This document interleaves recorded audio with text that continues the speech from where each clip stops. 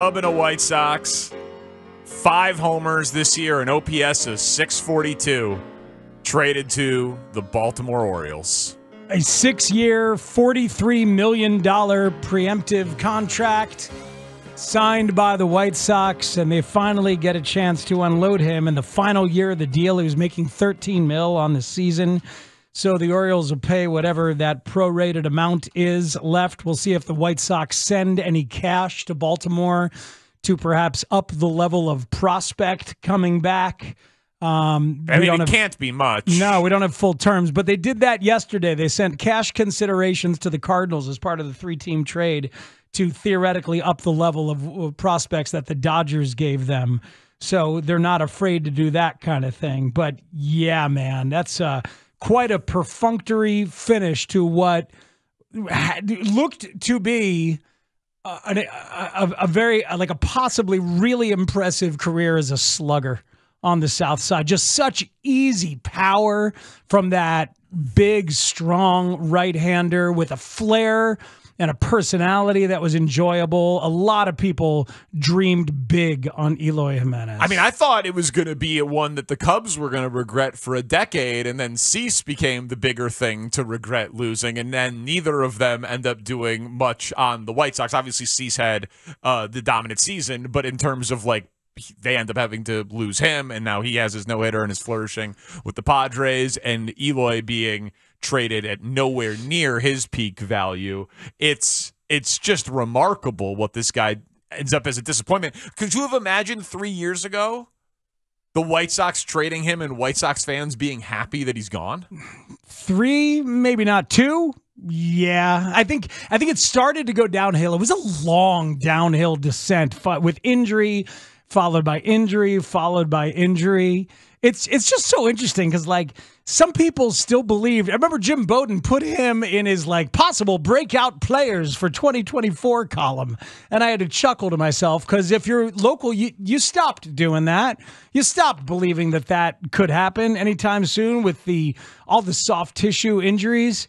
But, man, just like, there was a while there, I thought that guy was going to hit 40 homers in a season. Thought that guy might have hit 50 homers in a season. He had power to do that. If he could have stayed healthy and just shown up for the majority of a season, he absolutely had 45, 50 home run power.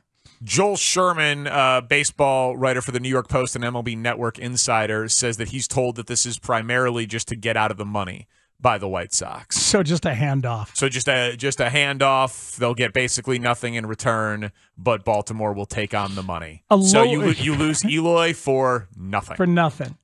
For nothing. Man. Just how the mighty have fallen. Yeah, Tanner Banks, right? Traded the Phillies. To the Phillies. Tanner Banks to the Phillies, the lefty reliever Tanner Banks.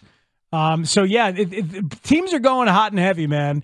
The Marlins have traded like 9 people over the past 4 days. It's outrageous, and they just keep finding more people to trade away. And now the White Sox, in the final minutes before the deadline, having held out hope that they were going to get more or get something for these guys, are just unloading. So an infielder named William Bergola from the Philadelphia Phillies for Tanner Banks.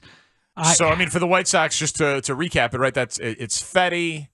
Wait, who's that prospect from Baltimore? William Bergola. I sat under him when he's in the lower levels. Very comfortable, nice shade. Didn't you just build one in your backyard? I did. Congratulations to you. Now I got to do a rebuild. That was just a pre-build. That's what I call my custom cheeseburger with burrata on it. I call it the Bergola. Oh, it's delicious. Yeah, it's really good. Delicious. A little cherry tomato jam on there. Let's go back to the baseball guy. Danny was trying to do a roundup. People have been traded. It's okay. No, you're right, Danny. It's okay. You're right.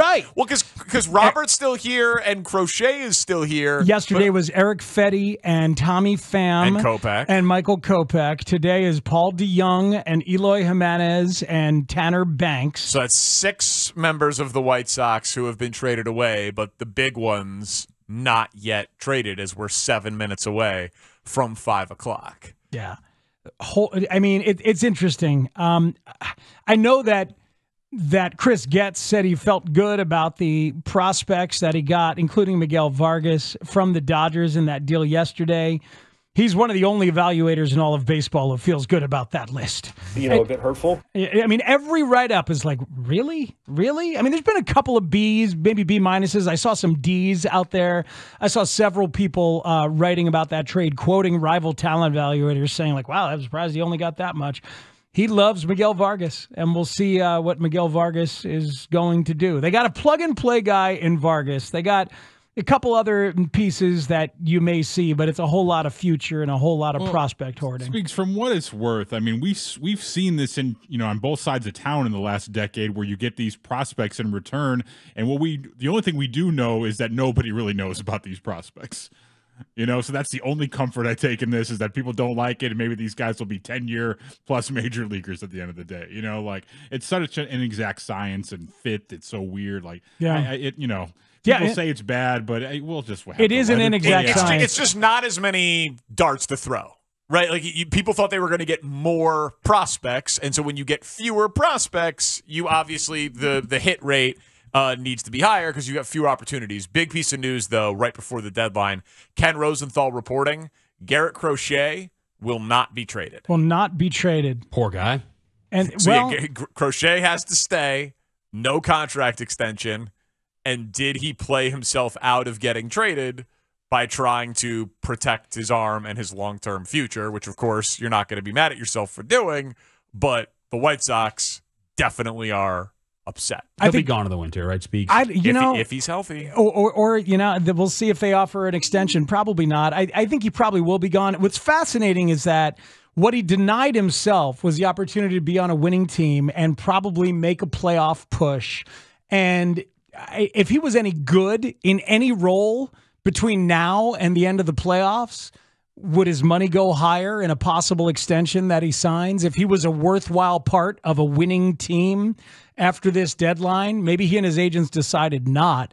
But I would think that success as part of a winning team post-deadline would have been a very good thing to have on his resume, no matter the role and no matter the extension.